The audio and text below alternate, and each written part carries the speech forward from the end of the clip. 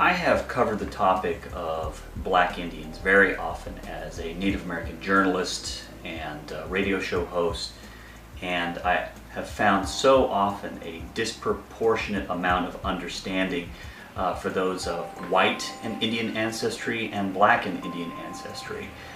For example, if I say, I'm Mohawk and Austrian and German, people very rarely question that I'm Native American. This is not necessarily the case with people of African American descendancy and Native American descendancy. They often get questioned, well, you couldn't be, etc., etc. So it's kind of a double standard. At a recent powwow, I was lucky to meet up with some friends of mine, Dr. Erica Coleman, who is Rappahannock and African American, and she is the writer of the book That the Blood Stay Pure. She's also a professor of black studies at the University of Delaware. Mr. Harold Caldwell is Gros-Ventre and Muskogee, and he's a northern traditional dancer who's been all over the country. And both of them have told me on numerous accounts on how they receive criticism for, because they look African American, they couldn't possibly be Native American. So I interviewed them, and they have some very, very interesting comments.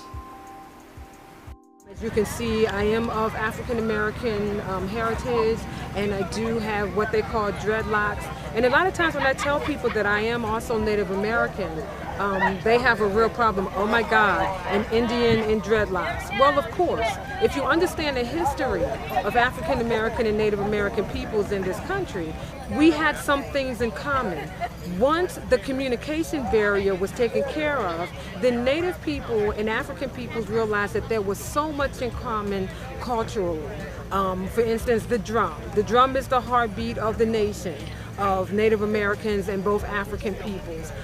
We honor our ancestors. It's shared both between African American and Native American people. This love of nature, no, not a worship of nature, but understanding that we are all connected. I spent most of my life dancing out in California, out west. Never really had any problems until I came here to Virginia. It is absolutely a struggle. People with the cultural, conflict within themselves. I think you really have to be strong within yourself first in order to walk in this world, especially if you don't quote unquote look Indian. I think that's the first part that has to come first, and then moving forward to try to prove who you are. But there are full-bloods that feel like they don't need to have their card. Only cultural group in the country that needs to identify who they are as a culture, and people generally accept you for who you are and they trust in who you are.